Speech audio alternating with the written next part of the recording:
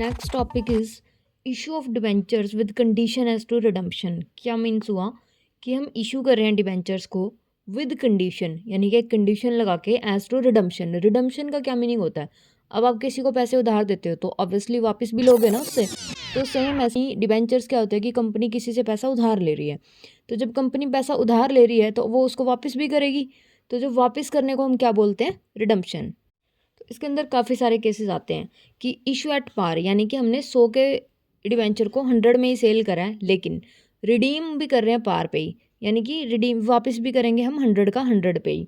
Second case आता है issued at discount, यानी कि हमने 100 के शेयर को मान लो 95 में इशू करा है, लेकिन रिडीम कर रहे हैं पार पे, 100 का 100 में वापस करेंगे। ठीक है, मीन्स हमने लिए उनसे 95 है, लेकिन हम देंगे वापस 100। अब थर्ड केस आता है इशूड एट प्रीमियम, यानी कि हम प्रीमियम पे इशू कर रहे हैं। मान लो 100 के डिबेंचर को आप 125 में इशू कर रहे हो, लेकिन रिडीम कर रहे हो पार पे, मीन्स कर तो रहे हो 125 पे इशू, उससे 125 रुपये ले रहे हो, लेकिन वापस करोगे 100 रुपये। अब next topic is issued at par, यानी कि पार पे इशू कर रहे हो पर रिडीम कर रहे हो प्रीमियम पे, मीन्स आपने लिए हैं 100 रुपये लेकिन दोगे 125 रुपये।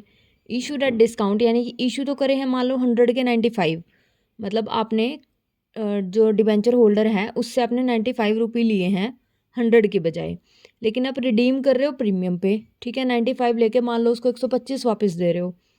अब next is issued at premium, यानी कि प्रीमियम पे इशू कर रहे हो, मीन्स 100 का जो डिबेंचर आपने 125 में इशू करा, लेकिन रिडीमेबल एट प्रीमियम, रिडीम भी प्रीमियम पे कर रहे हो। मान लो 125 का 100 का आपने 125 में इशू करा और 125 ही उसको वापस दोगे कल को। तो ये सारे 6 केसेस हैं। तो हम देखते हैं क्वेश्चन नंबर 18, जिसमें हमें फर्स्ट पार्ट दिया है 2000 7% डिबेंचर्स, यानी कि 2000 डिबेंचर्स हमने इशू करे हैं ऑफ ₹100 ईच, 100 रुपये का एक डिबेंचर है। Each have been issued at par, यानी कि वो पार पे ही इशू कर रहे हैं, एंड रिडीमेबल एट पार, और रिडीम भी पार पे ही कर रहे हैं। मीन्स अगर 100 का है तो 100 पे ही इशू और 100 पे ही रिडीम। क्योंकि डिबेंचर इशू करके पैसा आ रहा है तो एंट्री क्या बनेगी? Bank account to debenture application and allotment account. कितना? 2000 डिबेंचर है, 100 का एक है तो कितने बनते हैं? 2 lakh. Second entry debenture application and allotment account to 7% debentures account, 2 lakh. Debenture में हमने उसको एप्लीकेशन को ट्रांसफर कर दिया, एप्लीकेशन मनी को, तो एंट्री डन। अब आता है हमारे पास second point, that is 2000 7% debentures of ₹100 each issued at पार।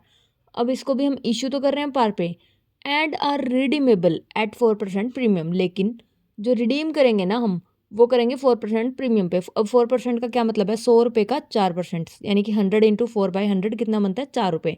तो इट मीन 100 के आप डिबेंचर को कितने में रिडीम करोगे? 104 में।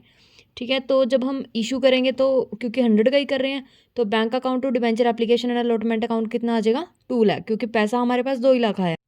लेकिन सेकंड एंट्री हमारी हमारी क्या बनेगी? Debenture application and allotment account कितना? 2 लाख। टू डिबेंचर्स अकाउंट कितना? 2 लाख। लेकिन डेबिट करेंगे हम loss on issue of debentures, कितना? 8000, क्योंकि 4 रुपये जो है 2000 डिबेंचर्स के ऊपर 4 रुपये हमें डिस्काउंट हम दे रहे हैं, तो वो हमारा लॉस हो रहा है ना, यानी कि अभी के लिए हमारा वो लॉस है। तो 4 रुपये के हिसाब से 1000 डिबेंचर्स का कितना बनता है? 8000। तो loss on issue of debentures account debit आ जाएगा 8000, और 2 premium on redemption of debentures account करके हम क्रेडिट में लिख देंगे 8000। Next entry is 2000 7% debentures of ₹100 each have been issued at 5% discount. अब जो है हम डिस्काउंट पे इशू कर रहे हैं डिबेंचर को, and are redeemable at par, लेकिन रिडीम करेंगे पार पे। अब क्योंकि डिस्काउंट पे इशू कर रहे हैं तो पैसा कम आएगा, ऑब्वियस सी बात है। मीन्स 5% डिबेंचर पे ना 5 रुपये के हिसाब से 2000 डिबेंचर से कितने के बने? 1000 डिस्काउंट हो गया, तो यानी कि 2 लाख का हम इशू कर रहे थे, यानी कि हम उसको अब कितने में इशू कर रहे हैं? 190 में। तो bank account to debenture application account कितना बन गया? 1,90,000। अब आती है second entry, debenture application and allotment account में कितना अमाउंट आएगा? 1,90,000, लेकिन डिबेंचर्स हैं कितने के? एक्चुअल अमाउंट तो 100 है ना, तो 7% डिबेंचर्स करके आएगा 2 लाख। जो बाकी का 10,000 बच गया वो कहाँ आएगा? Discount on issue of debentures account में आ जाएगा 10,000।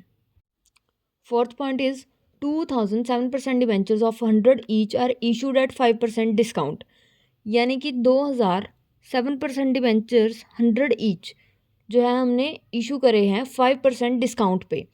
मीन्स 100 के शेयर को हमने 95 में इशू करा, and are redeemable at 2.5% premium. लेकिन रिडीम जो करेंगे हम कितने पे करेंगे, 2.5% प्रीमियम पे, क्योंकि 5% डिस्काउंट है तो सेम ऊपर वाली एंट्री हो जाएगी। Bank account to debenture application account कितना, 1,90,000 1,90,000। लेकिन अब हम इसको 2.5% प्रीमियम पे रिडीम करेंगे तो कितना बन, अब 2,000 डिबेंचर्स पे ₹2.5 के हिसाब से कितना प्रीमियम बना, 5,000। लेकिन हमें 10,000 जो है इशू करने में लॉस हुआ ना, और 5,000 का ये लॉस हो गया, तो टोटल लॉस हमारा कितना हुआ, 15,000 का। तो एंट्री क्या बनेगी, debenture application and allotment account कितना आ गया, 1,90,000।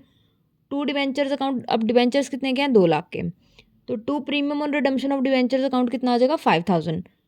और loss on issue of debentures, यानी कि डिबेंचर्स इशू करने की वजह से हमारा जो नुकसान हुआ है, 10,000 का तो नुकसान हुआ हमारा उनको इशू करने में, क्योंकि हम डिस्काउंट में इशू कर रहे हैं, और 5,000 का नुकसान हुआ कि रिडीम हम करेंगे उसको प्रीमियम पे, तो इसलिए टोटल जो है हमारा 15,000 का नुकसान हो गया। तो loss on issue of debentures कितना आ गया, 15,000। Last point is 2,007% debentures of 100 each are issued at 4% premium and are redeemable at par, यानी कि प्रीमियम पे इशू और रिडीम कर रहे हैं पार पे।